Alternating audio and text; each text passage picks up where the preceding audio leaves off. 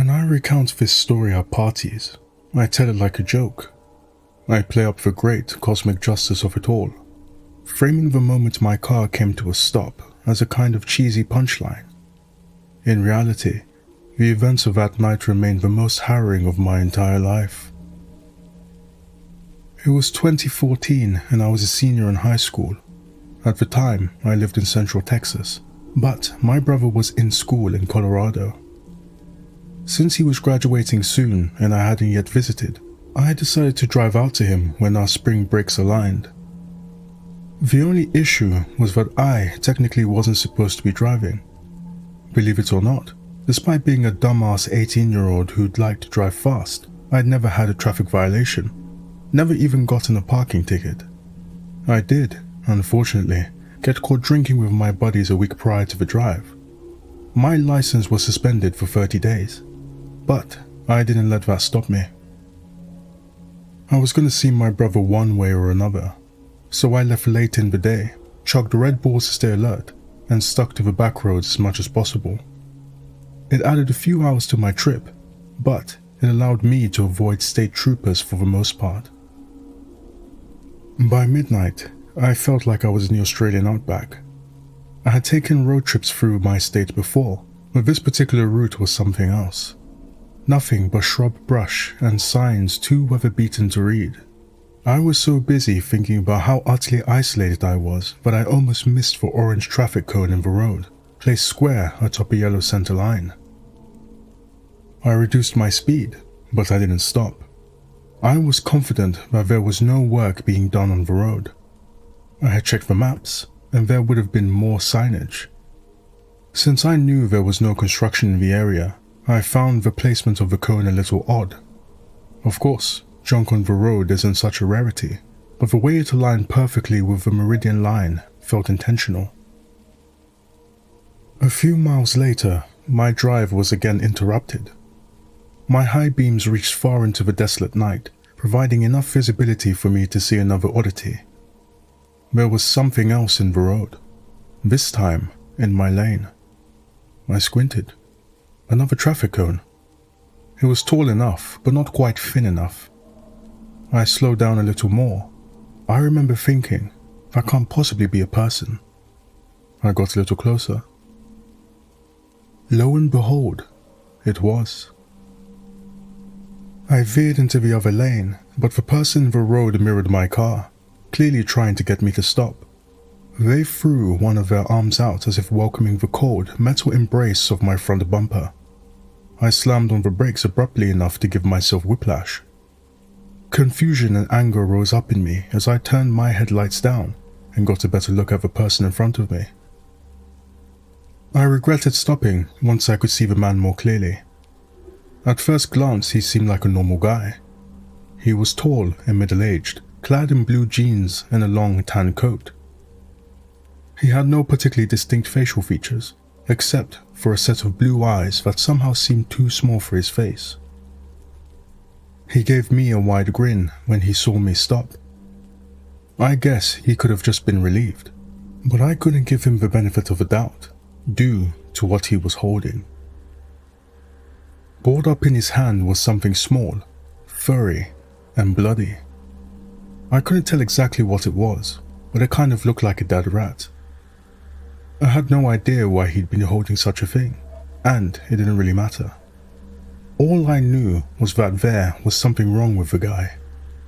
A suspicion only exacerbated by the fact that he still had one of his hands behind his back. Was he hiding something? A weapon? I took my foot off the brake. I might have been dumb enough to stop, but at least I wasn't dumb enough to stay. As I tried to maneuver around him, the man again moved in front of my car. But when he saw I wasn't going to stop, he took a step back. As he did so, he let his arms fall to his sides, and I saw what he'd been concealing behind his back. A large claw hammer. I sped off, not entirely believing what had just happened. There was a small chance that the guy genuinely needed help, but I sure wasn't going to stick around to figure that out. As I drove off, I looked in my rearview mirror. Before the darkness swallowed him, I saw the man starting to run after my car. For a moment, the sight made me nervous, but then it just made me laugh. Did he actually think he was going to catch up? I watched him disappear from view with a smile on my face. Fucking idiot, I said to myself. Now, here's the punchline. No sooner did the words leave my mouth when my car jolted forward with a sickening thud. I looked back at the road, but it was too late. There came several pops in quick succession, loud as gunshots. My dashboard lit up like a switchboard, warnings blinking uselessly as my tires chewed themselves to pieces beneath me. The car started to drag left, the steering wheel fighting me as a low, flapping sound rose from the wheels.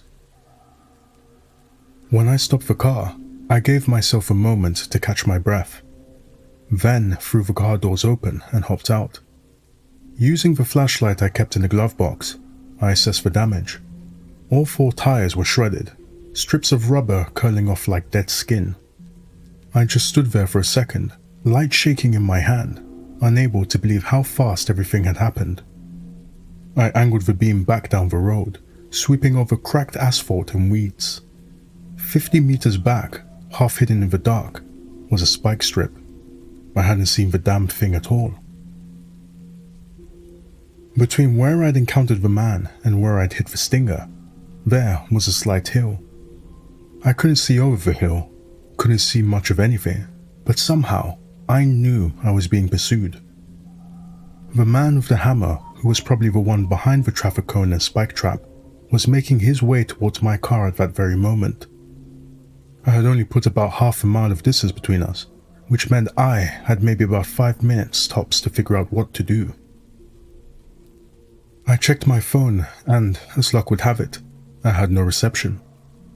My first thought was to get back in the car and lock the doors, but what good would that do me against a hammer-wielding maniac?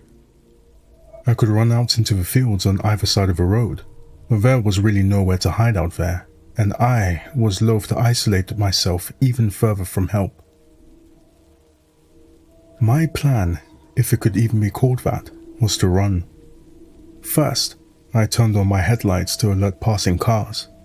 Then, I grabbed my phone, wallet, keys, and flashlight out of the car and mentally prepared for a very long jog. Thankfully, I was a cross-country runner in high school, and I had good endurance. While I knew I couldn't run all the way to the next town, I knew that another car had to show up eventually. I'd flag them down and ask for help, or at the very least, I'd probably stumble into an area with reception and call the police. I shut and locked my poor, crippled car, then took a glance behind me. He was cresting the hill, less than a quarter mile out. Something about the bend in the road, coupled with the low lighting, made his long, lopey strides seem unnatural. He seemed like he was floating. I was already freaked out, but seeing that made me feel like I was being chased by something not entirely of this world. I turned and ran. I fought the urge to sprint, knowing I couldn't afford to wear myself out right away. Once a minute, I glanced behind me. My flashlight beam wasn't powerful enough to reach him, but I could still see the faint silhouette of a man against the cloudless, starry sky. He was small on the horizon, but he was there nonetheless. And worse, he was gaining on me. 5 minutes turned to 10, and I couldn't believe that he hadn't given up already. I told myself he couldn't keep up the pace, and yet every time I turned around, he was a little closer than before. At some point, I tried shouting out, tried asking what he wanted, but of course, there was no answer. Soon, I was wiping sweat from my brow and thanking God that I'd been wearing athletic shoes on my drive. As I looked over my shoulder for a routine check-in, I saw a shimmer of headlights. There was a pickup truck ambling toward me. I bolted straight into the middle of the road, waving my arms around and shouting for help. For a second, the truck slowed, but then it eased around me and kept right on going. No windows rolling down, no honk. The bastard didn't even stop long enough to see what my deal was. I shouted something at the shrinking, red taillights, but it didn't matter. My salvation had left me in the dust. I stood there long enough to realize that standing still was a bad idea, and then I pushed down my rage and disbelief. I looked behind me once again, and strangely, that time, I didn't see anyone. Maybe my pursuer had fallen behind, or maybe he had given up entirely. Or, hell, maybe I hallucinated the entire thing and abandoned my car in the middle of nowhere for no reason. In any case, I kept moving, periodically checking my phone. I guess I was due for some luck that night, because after another half mile, I saw a car on the side of the road. A red Dodge Charger. It was turned off and dark inside, but the tires were perfectly intact. There was no visible damage on the car, certainly no evidence of hitting a stinger, and that fact made me wonder if it belonged to my pursuer. I made my way to the car. There was no person inside, but there were still keys in the ignition. Usually, this is where I'd end my story. Dodge ex machina to the rescue. I settled into the driver's seat and breathed an enormous sigh of relief when a turn of his keys brought the engine roaring to life. By some miracle, the car was drivable, and it had enough gas to take me to the next town. Finally confident that I would survive the ordeal, I looked out of the passenger side window and saw something that made my heart stop. Yards away from my car and rapidly closing the distance was the man. He hadn't given up at all. He'd merely started running in an arc through the fields, avoiding the road that I'd watched so diligently and so uselessly.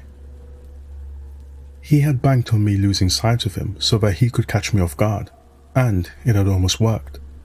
By the time I slammed my foot on the gas, he practically had his fingers on the handle. I caught one last glimpse of him in the side mirror as the Charger tore off, a pale, grinning blur closing in faster than should have been possible. After that, I drove the car straight to the police station in the next town. At dawn, when they took me back to recover my own vehicle, every single window had been shattered, not simply cracked, but obliterated. Nothing had been stolen from my car, which somehow made everything worse.